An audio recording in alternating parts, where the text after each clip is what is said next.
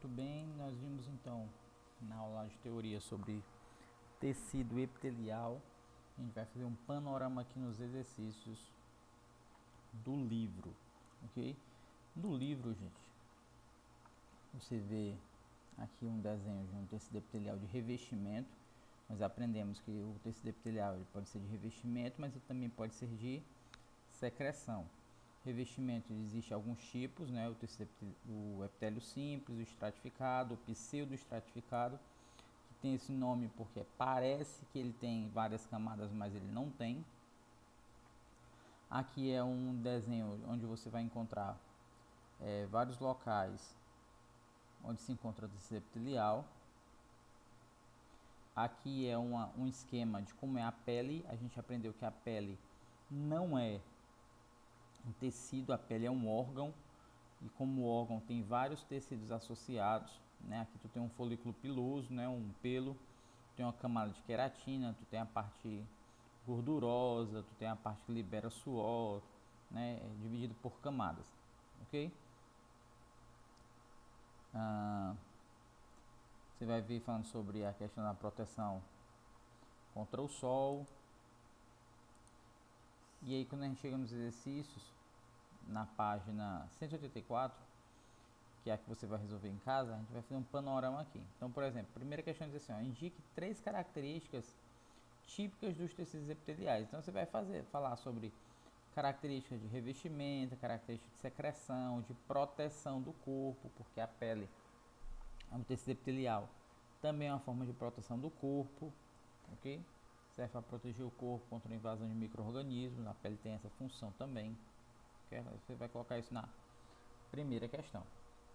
Na segunda questão, você vai ler aí, ó, em locais sujeitos a muito atrito, como a sola do pé, a epiderme torna-se mais grossa por causa da produção de uma proteína que pelo atrito constante pode formar o calo.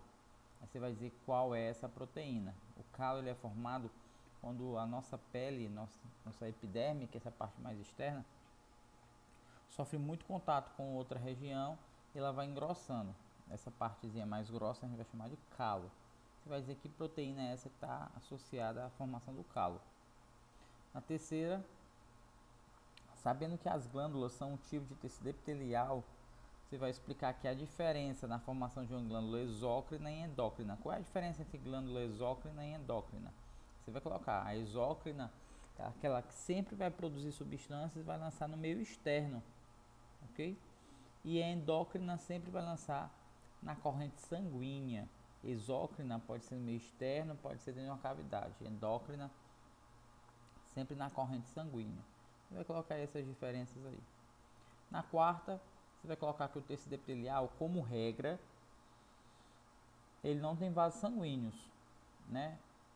Como é que as células se nutrem? Aí você vai dizer que a questão de difusão, né? As células vai passando nutrientes de um a um até chegar em todas elas, mas o tecido epitelial, não estou falando da pele, o tecido epitelial, que é essa parte mais externa, realmente não tem vasos sanguíneos. Quando a gente leva um corte que é bem superficial, você vai ver que nem sangrar sangra porque ele não tem vaso sanguíneo.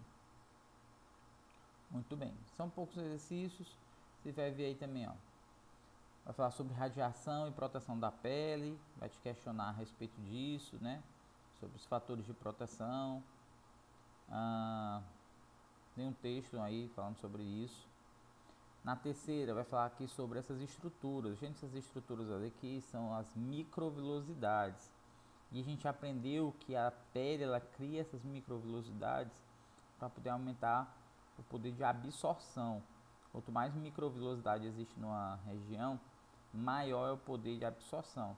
E um dos locais onde existe maior absorção de nutrientes, de substâncias do nosso corpo, é o intestino, tá certo? Então você vai marcar aí o item C para ficar feliz, ok? Quarta questão também você vai ler, vai falar sobre glândulas.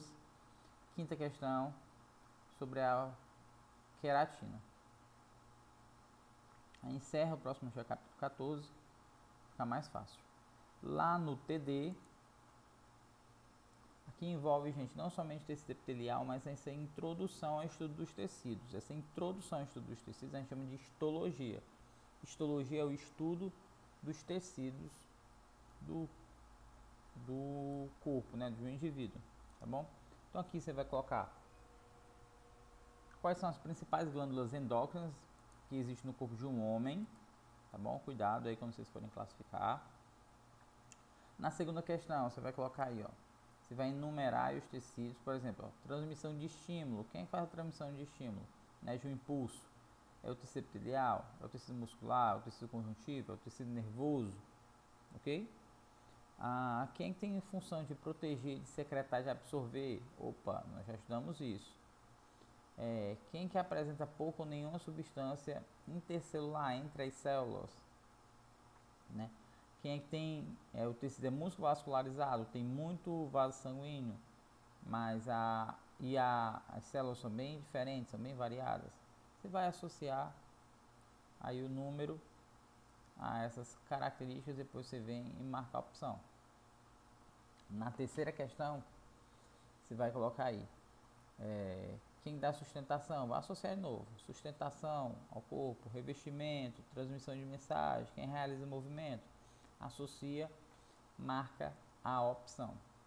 Na quarta questão, também vai falar sobre glândulas. Quinta questão, gente, você tem esse desenho aqui do cigarro.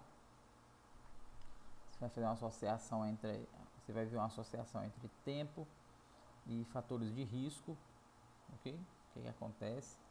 Vai falar sobre o tabagismo, nós comentamos sobre isso, né? A questão que o cigarro ele acaba destruindo algumas estruturas de proteção do nosso corpo, além do risco de câncer também, né? Nessa época de Covid, quem fuma acaba se tornando um grupo de risco também, porque o pulmão é atacado por essas substâncias, e como o Covid é uma doença do trato respiratório, então quem fuma acaba ficando mais debilitado porque usou cigarro durante algum tempo.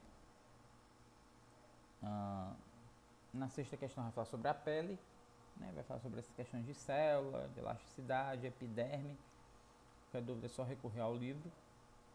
E na sétima questão aqui vai falar sobre multiplicação celular. Então ele vai colocar sobre dessa forma o tecido com maior chance de ocorrência dessa doença. Que doença? Do câncer, ó. Como é que acontece?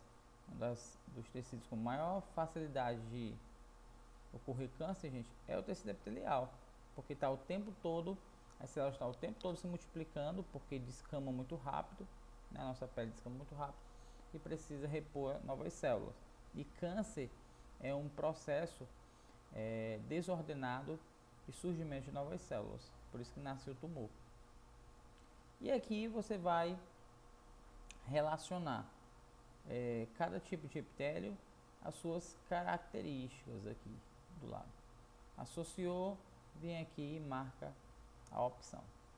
Tranquilo, gente? Então tá muito fácil aí os exercícios. Qualquer dúvida você vai nos procurar lá no Google Class, a gente vai tirando as dúvidas. É muito importante quando você estiver estudando e respondendo os exercícios do livro que você não recorra à resposta que tem lá no final, mesmo sem saber. É bom que você pare, estude, explique, tente resolver, porque senão você vai ficar acostumado e é perceptível quando o aluno olha as respostas lá de trás devido à linguagem, ok? Grande abraço a todos e todas.